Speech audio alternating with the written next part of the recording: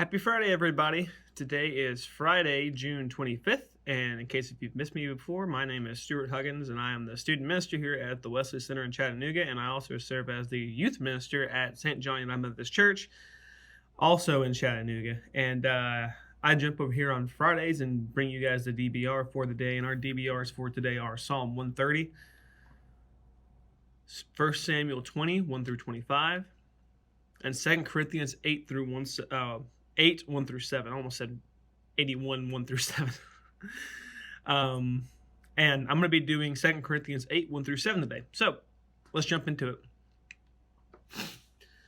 Now, I want you to know, dear brothers and sisters, what God in his kindness has done to the churches in Macedonia. They are being tested by troubles, and they are very poor, but they are also filled with abundant joy, which has overflowed in rich generosity.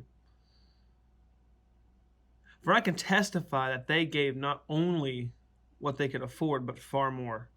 And they did it off their own free will.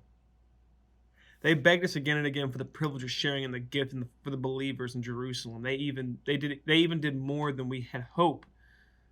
For their first action was to give themselves to the Lord and to us, just as God wanted to do to them.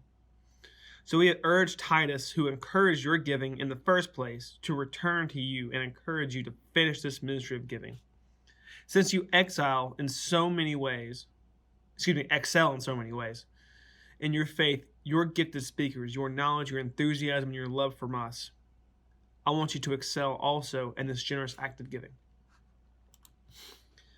So, the giving of the Christians in Macedonia is probably one of the best examples of true Christian giving.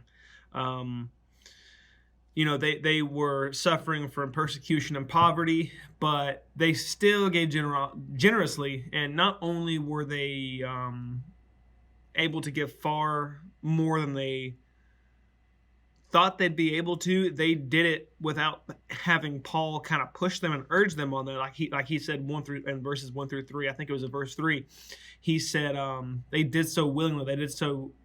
Let me go back and check exactly what that verse says actually. They did so on their own free will. They begged us again and again for the privilege of sharing the gifts for the believers in Jerusalem. That's exactly what 3 and 4 say. But like I said, they begged Paul to be a part of such an offering and such a giving. And such an attitude was really only possible because they gave themselves to the Lord and for him to use them as he so desired. So Paul sent Titus to Corinth to encourage the believers to complete what they had started at the very end of those verses. And the enthusiasm they showed in other spiritual exercises, whether that be whatever ministry, the other ministries they were doing in the church, loving each other, all these other things, they kind of being shown as a giving ministry as well, giving love, giving patience, giving kindness, knowledge, enthusiasm, all these things. So I think that's something that today, especially during COVID, I know St. John has been very blessed with tithings during COVID. We've exceeded well over our budgets of what we expected to be able to get.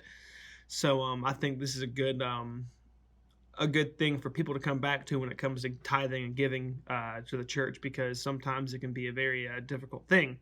I didn't realize that until I started working here in the church, how important tithes were. So that is all I have for you guys today. I hope you all have a blessed day. It's going to be a beautiful day.